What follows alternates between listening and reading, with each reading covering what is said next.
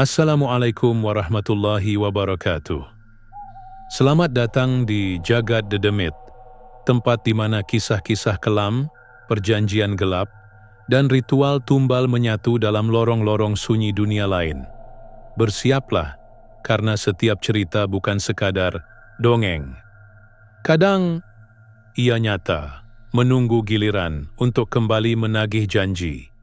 Jangan lupa pasang headset, matikan lampu, dan biarkan rasa takut itu merayap perlahan. Ini dia kisah gelap malam ini.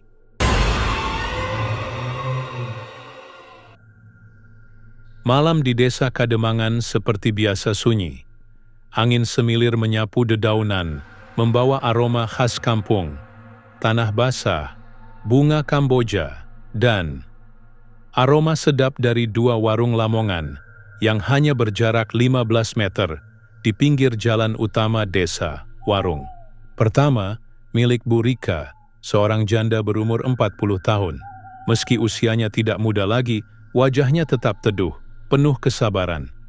Ia memakai kerudung sederhana, apron lusuh, tapi senyumnya selalu ramah menyambut siapapun yang datang. Warung kedua, lebih baru dan mencolok. Pemiliknya Budila, janda muda, berusia 34 tahun. Penampilannya modis, sering memakai daster ketat dan make-up tipis. Warungnya lebih terang, lengkap dengan lampu warna-warni dan spanduk besar bertuliskan, "Spesial Lamongan Mbak Dila, enak nyos." Sejak awal buka 2 tahun lalu, warung Budila langsung mencuri perhatian. Bukan cuma karena tampilannya yang lebih modern, tapi juga karena cara Budila melayani pembeli. Ia supel, kadang menggoda, dan tak sungkan duduk menemani pelanggan laki-laki, sambil ngobrol ngalor ngidul. "Mas, nambah? Atau nambah aku sekalian?" Candanya sambil tertawa. Pembeli laki-laki pun betah. Walau rasa makanannya sebenarnya biasa saja, warungnya selalu ramai. Sementara itu, warung Bu Rika tetap dengan cara lamanya. Masakannya enak, tapi penyajiannya sederhana. Ia tidak pandai promosi, tidak ikut tren TikTok seperti Budila. Ia hanya mengandalkan rasa dan keikhlasan. "Bu Rika kok makin sepi warungnya?" tanya Pak Darto, pelanggan lama yang datang sambil mengelus perut. Bu Rika hanya tersenyum. "Rezeki wis ono sing ngatur, Pak. Ora usah bingung, yang penting masak dari hati, ora neko-neko." Namun, jauh di dalam hati, Bu Rika merasa sesak. Ia tahu Budila tidak sekadar bersaing biasa. Ada sesuatu yang ganjil. Pelanggannya yang dulu setia, tiba-tiba beralih ke warung Budila. Bahkan beberapa bilang, sambal dan soto Budila punya rasa yang aneh tapi nagih. "Aku makan di sana. Sambalnya kaya ada rasa manis-manis mistis, Bu," kata seorang ibu muda yang iseng mencoba warung Budila. "Tapi pulang-pulang kok kepala pusing." Bu Rika hanya mengangguk pelan.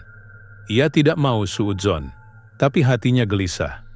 Sementara itu, Budila di warungnya sedang sibuk selfie sambil merekam video. "Assalamualaikum guys, ini nih sambal mautnya Mbak Dila. Laper? Kesini aja? Dijamin, 1 kali coba, besok minta lagi." Hehehe. Di balik senyum manis dan gaya cerianya, Budila menyimpan ambisi besar. Ia tidak ingin hidup susah lagi seperti dulu. Ia ingin cepat kaya. Ia ingin warungnya jadi yang paling laris. Ia ingin lebih dari sekadar janda biasa. "Aku kudu menang," bisiknya pada diri sendiri saat mencuci piring. Bu Rika bisa sabar. "Terus, tapi aku capek hidup pas-pasan. Ora salah toyan aku pengen sukses cepet." Dan malam itu, setelah warung tutup, Budila duduk di dapur.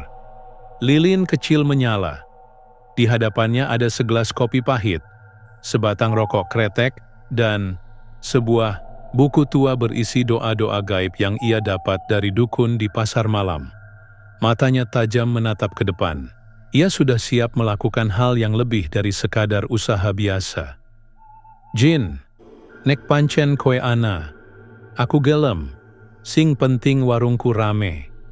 Rasa masakanku gaib. Aku siap, apapun syaratmu. Angin mendadak berembus lebih dingin. Lilin bergoyang. Seekor cicak jatuh dari atap, tepat di atas buku itu. Dan malam itu pun menjadi awal dari jalan terlarang yang Budila pilih demi ambisi. Tanpa ia sadari, jalan itu hanya punya satu ujung, tumbal. 3 hari setelah malam ritual pertama itu, warung Budila berubah drastis. Masakannya yang dulu sering dikritik hambar, kini terasa jauh lebih gurih. Sambalnya punya aroma yang kuat, pedasnya menampar lidah tapi justru bikin ketagihan. Soto, ayamnya pun bening, tapi begitu diseruput, terasa seperti menyimpan rahasia di setiap sendokan. Orang-orang mulai berdatangan. Warungnya kini selalu penuh, bahkan sampai antre. Budila, sambalnya resepnya apa sih?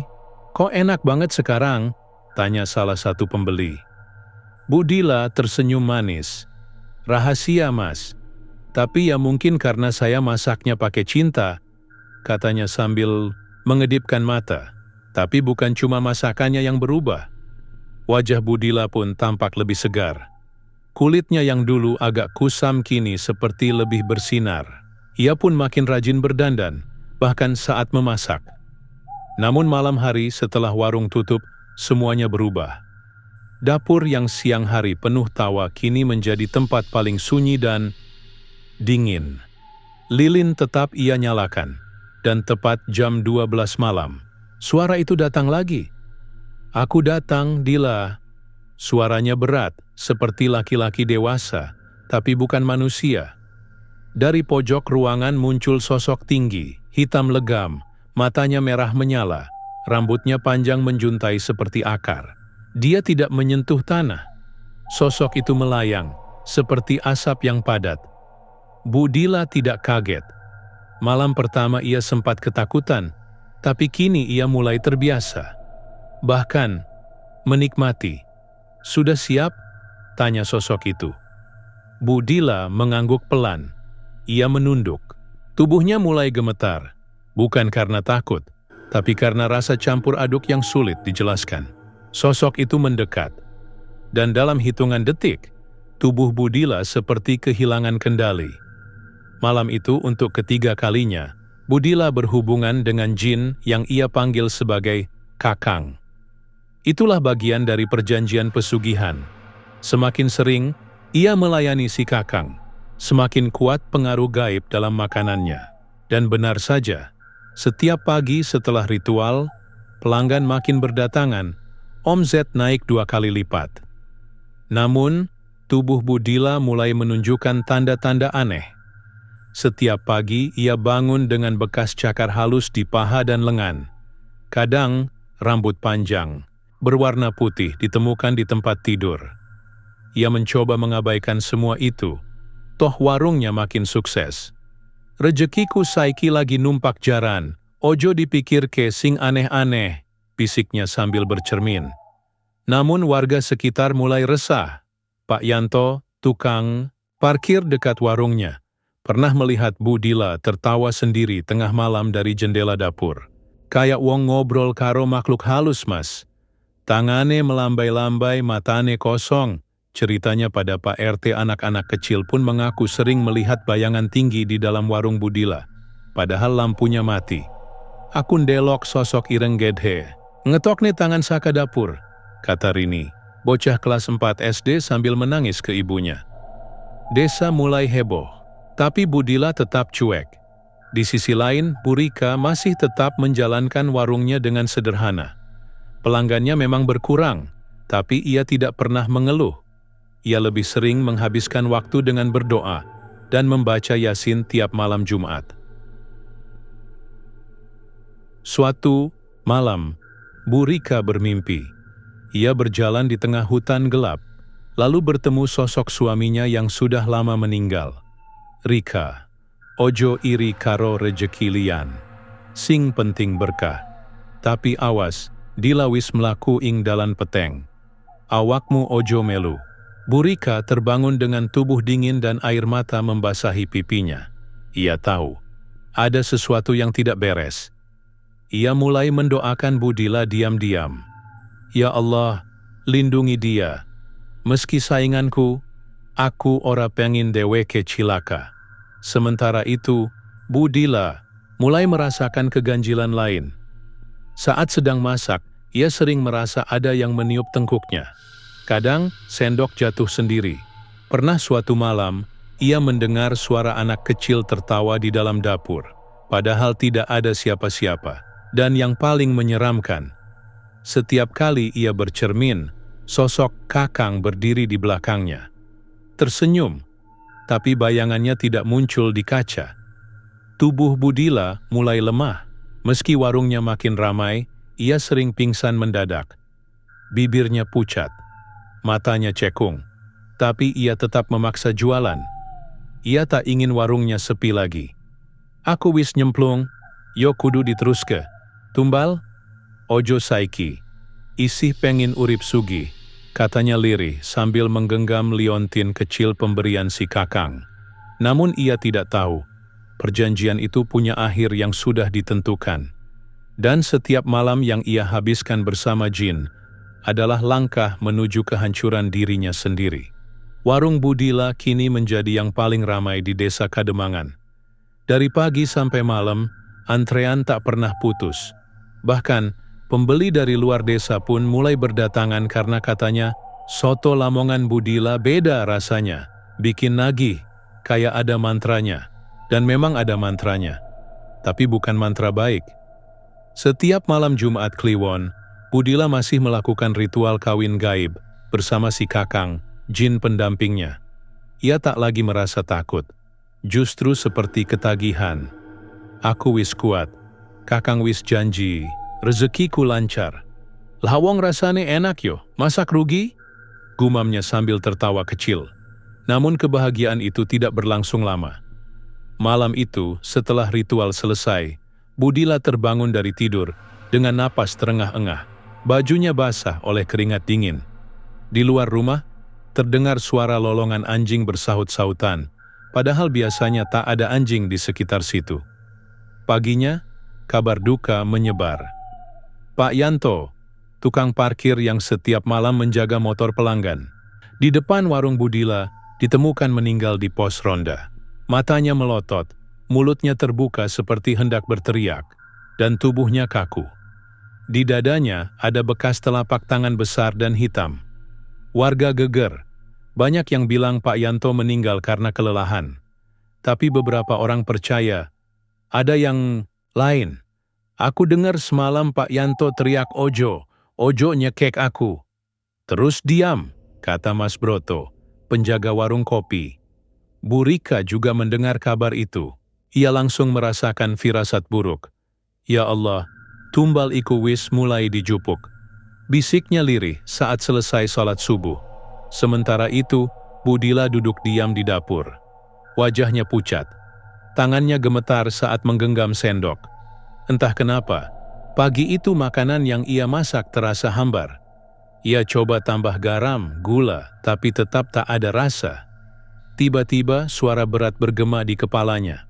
Kita sudah ambil satu, jangan tunda yang lain. Tumbal berikutnya segera. Budila panik. Ia memejamkan mata, menjerit kecil, lalu menjatuhkan panci.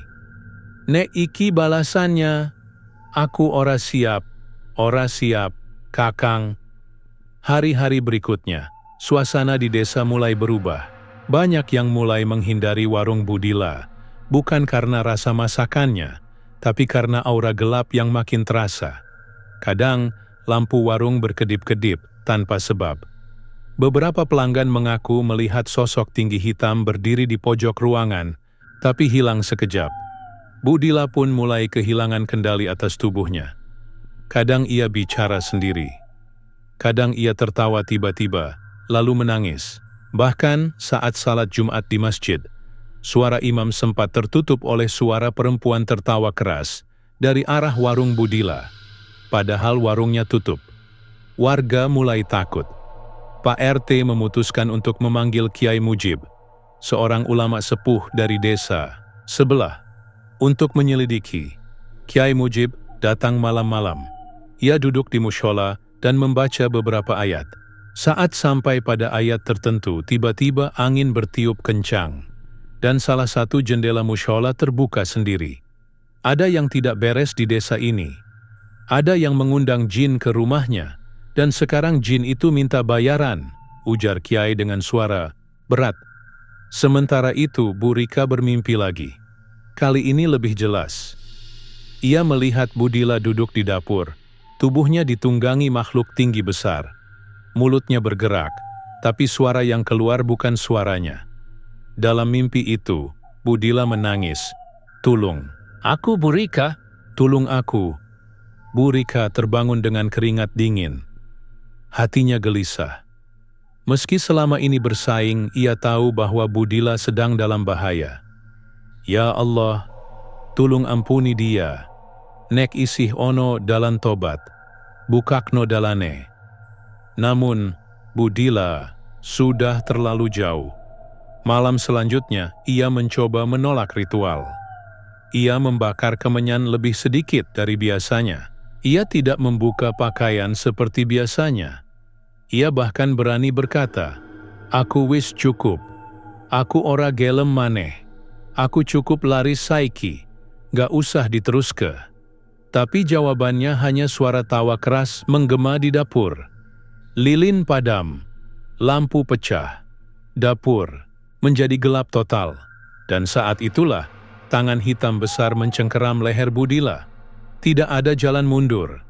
Tumbal berikutnya, orang yang kau cintai. Budila tersentak.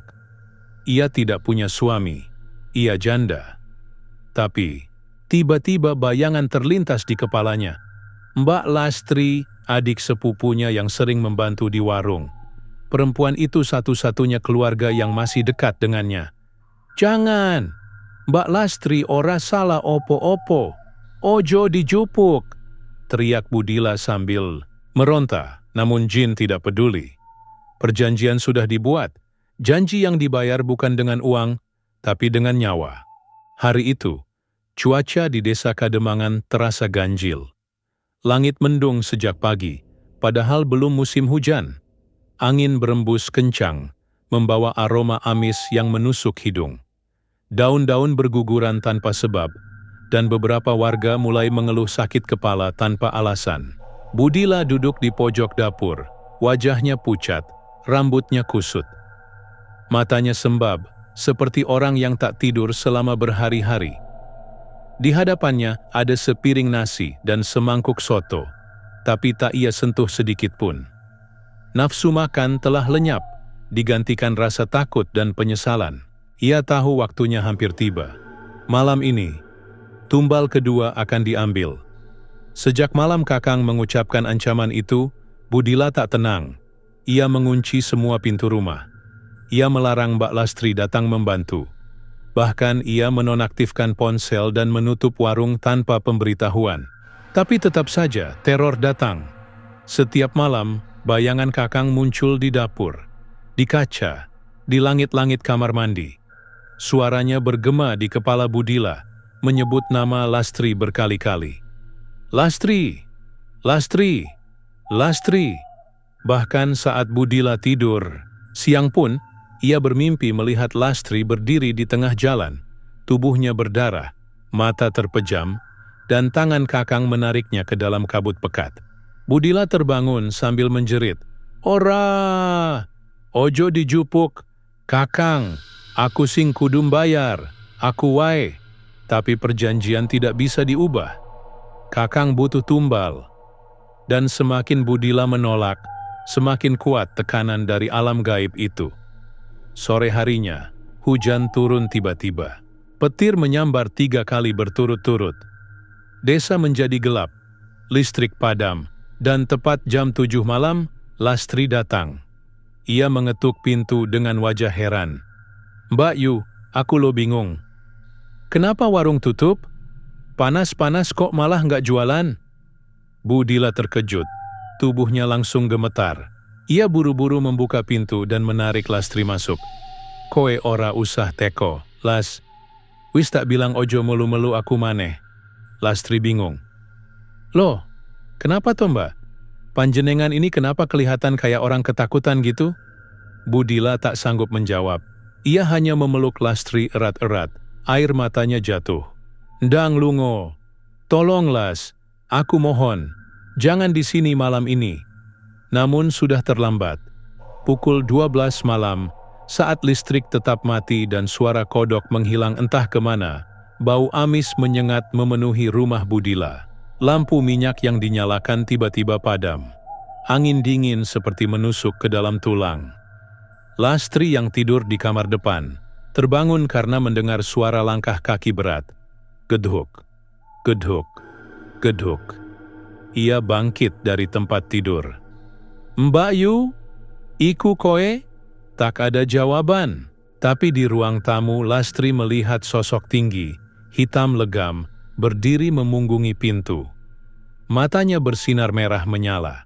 Lastri menjerit sekuat tenaga. "Mbak Yu!" Budila bangun dari dapur dan lari ke kamar depan, hanya untuk menemukan Lastri.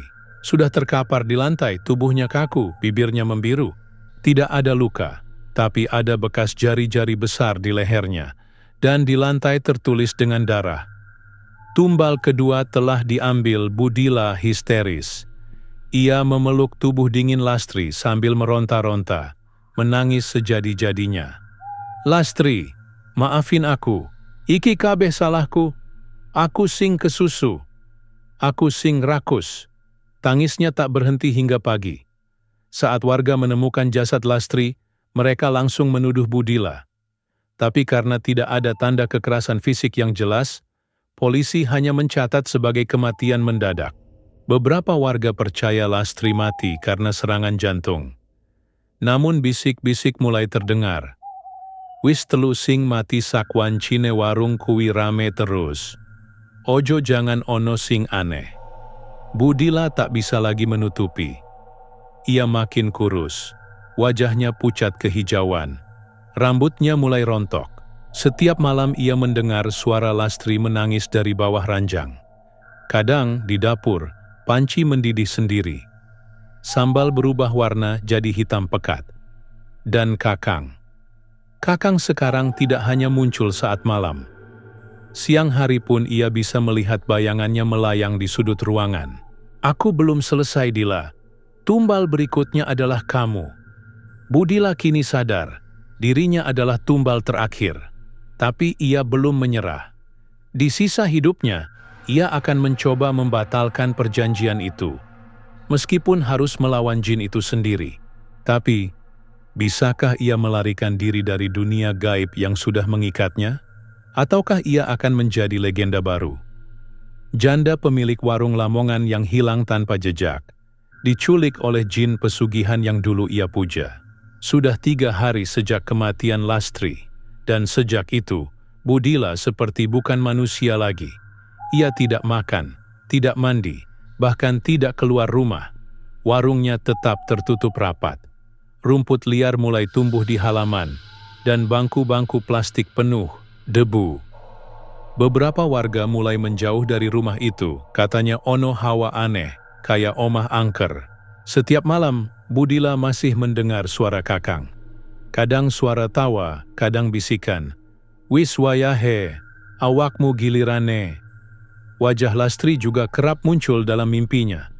Bukan seperti dulu, tapi kini dengan wajah pucat, mata kosong dan darah yang menetes dari mulutnya. "Mbak Yu, awakmu sing nggawe aku mati." Akhirnya Budila sadar. Ia harus mencari jalan keluar. Bukan untuk menyelamatkan warung, bukan untuk menyelamatkan dirinya, tapi untuk minta ampun, untuk memutus perjanjian gila yang dulu ia buat karena tamak. Siang itu, meski tubuhnya lemas, Budila beranikan diri datang ke rumah Pak RT. Dengan suara serak, ia berkata lirih, "Pak, tulung. Aku pengen ketemu Kiai Mujib. Aku pengen tobat." Pak RT menatapnya lama, lalu mengangguk. "Nggih Bu, sore iki kita bareng berangkat." Sore menjelang maghrib, Budila ditemani Pak RT pergi ke pondok pesantren Al-Ikhlas, tempat Kiai Mujib tinggal. Perjalanan tidak mulus. Di tengah jalan, motor, Pak RT sempat mogok 2 kali tanpa sebab. Burung gagak terbang rendah di atas kepala mereka. dan seekor kucing hitam menyelinap menyeberang tiba-tiba. "Wah, iki tanda, Bu. Jin kuwi ora seneng awakmu nyoba tobat," gumam Pak RT. Sampai di pondok, Kyai Mujib sudah menunggu. Seolah sudah tahu. Budila langsung bersimpuh di lantai, menangis keras, memohon ampun. "Kyai, aku wis salah. Aku melayu saka Gusti. Aku laku pesugihan. Aku wis pasrah. Tulong, Kyai. Putusna iketanku karo jin kuwi." Kyai Mujib hanya mengangguk pelan. Ia tak kaget, seolah sudah biasa menghadapi kasus seperti ini. Tapi wajahnya tampak berat. "Budila, apa panjenengan siap nampa resiko tobat? Jin kuwi ora gampang dilepas. Panjenengan wes janji nyawamu.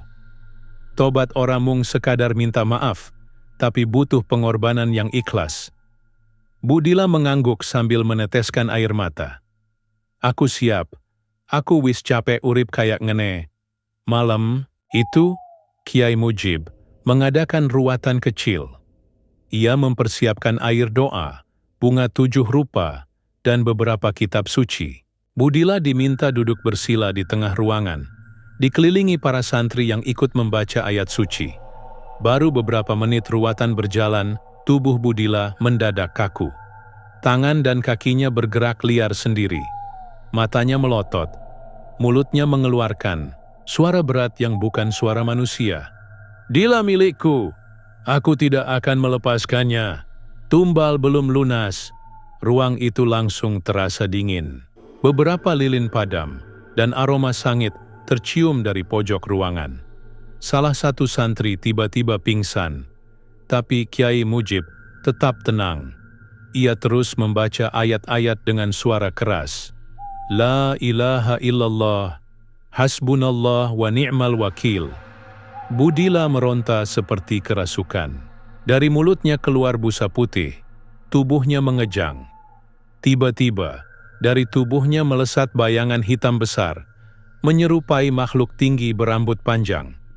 Makhluk itu berdiri di sudut ruangan dan menatap Kyai Mujib dengan penuh kebencian. "Kyai, tua, ini urusanku. Jangan ikut campur." Tapi Kyai Mujib tidak gentar. "Jin kafir, kowe wis nyesat ke makhluk Allah.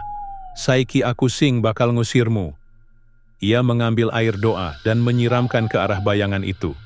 Makhluk itu melengking, seperti kesakitan, lalu membubung tinggi ke langit-langit dan menghilang. Budila langsung ambruk. Napasnya ngos-ngosan, wajahnya basah air mata. Semua santri diam. Kyai Mujib mendekat, memegang bahunya, dan berkata lirih, "Perjanjianmu telah diputus, tapi beban hidupmu masih panjang. Tobatmu belum selesai. Sekarang waktunya menebus semuanya. Dengan amal dan istighfar seumur hidup." Budila menangis sejadi-jadinya. Tangisan itu bukan karena takut, tapi karena lega. Untuk pertama kalinya setelah sekian lama, hatinya terasa ringan. Beberapa minggu kemudian, warga desa Kademangan dikejutkan oleh perubahan besar pada Budila. Ia menjual seluruh isi warungnya. Ia mulai sering terlihat membantu di mushola, membagikan nasi gratis, dan bahkan meminta maaf kepada semua orang yang pernah ia sakiti, termasuk Bu Rika. Bu Rika yang awalnya heran, akhirnya memeluk Budila dengan air mata. "Gusti Allah pancen maringi hidayah sakdalane. Dila, sing penting kowe wis sadar lan tobat." Dan sejak saat itu, Budila hidup sederhana. Tak lagi mengejar kekayaan, tak lagi memasak untuk keuntungan. Ia lebih sering membuat makanan untuk dibagikan ke warga. Namun setiap malam Jumat Kliwon, ia selalu membaca surat Yasin sendiri, menyalakan lampu kecil, dan berbisik, "Lastri, ngapunten aku, mugo panjenengan tenang ing alam kono." Sudah hampir setahun sejak Budila tobat. Warga desa kini mengenalnya sebagai wanita pendiam, tapi rajin ibadah. Ia tak pernah lagi membuka warung, bahkan tak pernah menyentuh wajan, kompor, atau alat dapur lainnya. Warung Lamongan miliknya dibiarkan kosong, tak terawat. Rumput liar tumbuh liar, cat tembok mengelupas, dan kaca jendela buram oleh debu. Banyak yang bilang, malam-malam tertentu dari dalam warung terdengar suara orang menggoreng, suara minyak mendesis, dan aroma soto Lamongan yang menggoda. Padahal, warung itu terkunci rapat. Suatu malam, sekelompok anak muda iseng mencoba duduk di depan warung itu. Mereka membawa gitar, minuman ringan, dan bernyanyi pelan. Katanya sih ini warung keramat. Tapi kok sepi-sepi bae? Masa iya hantu bisa goreng ayam? Ujar salah satu dari mereka, sambil tertawa.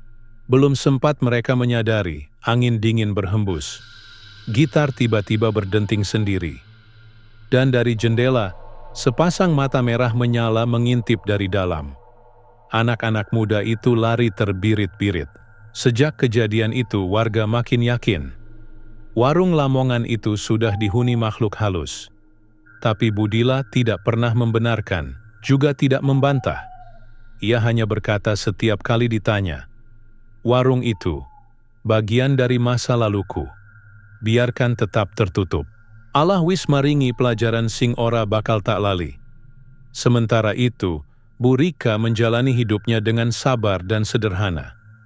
Meskipun warungnya tak seramai dulu, ia tetap semangat berjualan. Ia tidak iri, tidak dengki, dan tidak pernah membicarakan masa lalu Budila. Suatu hari Budila datang ke warung Bu Rika.